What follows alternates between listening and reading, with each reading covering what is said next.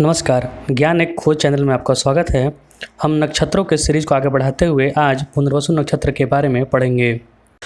पुनर्वसु नक्षत्र एक मकान के समान स्थित है। इसके 4 तारे माने गए हैं। इनसे घर के प्रवेश द्वार या तोरण की आकृति दिखती है। वसु का तात्पर्य बसना है। इसके देवता अदिति हैं। नक्षत्र के स्वामी गुरु हैं। राशि स्वामी बुध है और 3 चरण बुध राशि में पड़ता है और 1 चरण चंद्रमा के राशि कर्क में पड़ता है।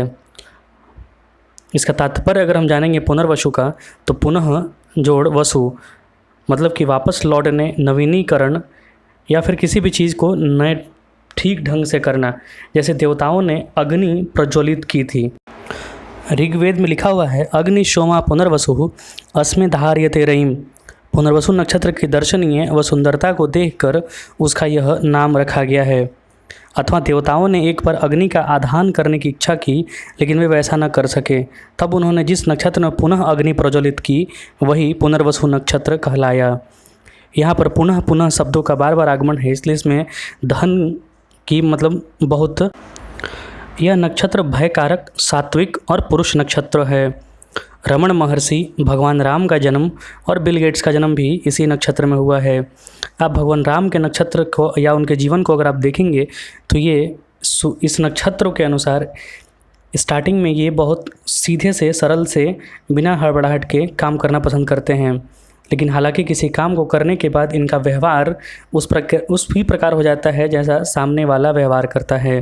जैसे समुद्र देवता को मनाने के लिए राम जी ने तपस्या की थी पहले, लेकिन समुद्र देवता नहीं माने। जिस तरीके से व्यवहार किए ठीक उसी प्रकार राम जी का व्यवहार हो गया।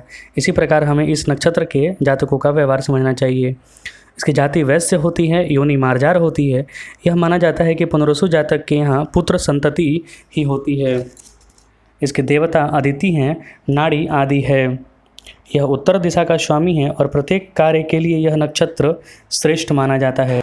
अगर हम इसके कारकत्वों को देखेंगे तो पुनर्वसु से केश सज्जा करने वाले, वास्तुकार, भेंट गिफ्ट करने वाले या व्यवसायी, वाहन, कारीगर, अनाज का उत्पादन करने वाले, सत्यवादी, दानी, सच्चरित्र, पर स्त्री या पर धन से परहेज करने वाले, जैसा कि आपने राम जी में देखा है या फिर अन्य साधुओं में भी देखेंगे। कुलीन, बुद्धिमान, यशस्वी, धनी, व्यापारी वर्ग, अच्छे पद पर कार्य करने वाला, चित्रकार, डिजाइनर या योद्धा भी होते हैं ये नक्षत्र के लोग। आइए थोड़ा फलादेश पढ़ते हैं इनका। पुनर्वसु नक्षत्र के जातकों में इंद्रियों को नियंत्रित करने का प्रयास करने वाला, व्रत उपवास में लीन रहने वाला और सुखी सरचरित्र होते हैं। इन लोगों की बुद्धि बहुत तेज होती है। ये अपने लाभ के कामों में इनकी बुद्धि बहुत तेज दौड़ती है। लाभ के कमाने के मामले में लोग प्रायः गच्चा नहीं खाते हैं, क्योंकि गुरु का नक्षत्र है और गुरु धन का कारक होता है, बुद्धि का कारक होता है।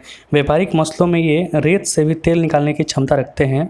सोना इकट्ठा करने की आदत होती है, क्योंकि गुरु सोना का कारकत्व है। दान के मामले में पीछे लोग नहीं हटते।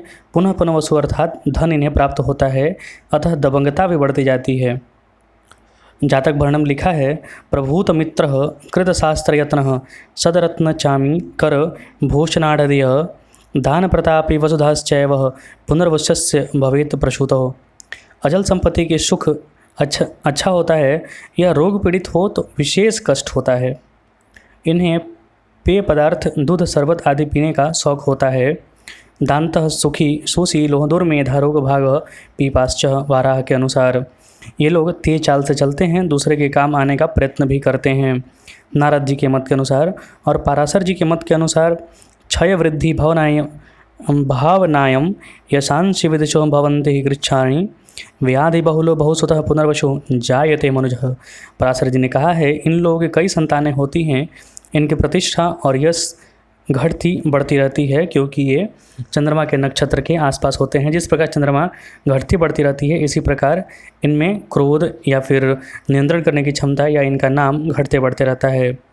कभी कभी ये लोग पुराण आदि शास्त्र पढ़ने का अवसर भी निकाल लेते हैं। अब चरण के फलों को देखते हैं तो पुनर्वसु शुभवो बालः सुखी विद्वान रुगणवितः मृदभासी भवे नित्यम क्रमात् पाद चतुष्टये।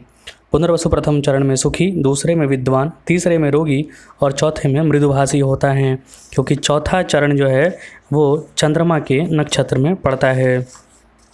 अब आइए हम इनको विस्तृत जानते हैं। प्रथम चरण से तांबई लाल रंग, उभरी आंखें, बड़ी छाती, अस्त्र विद्या में निपुण, हास परिहास करने वाला।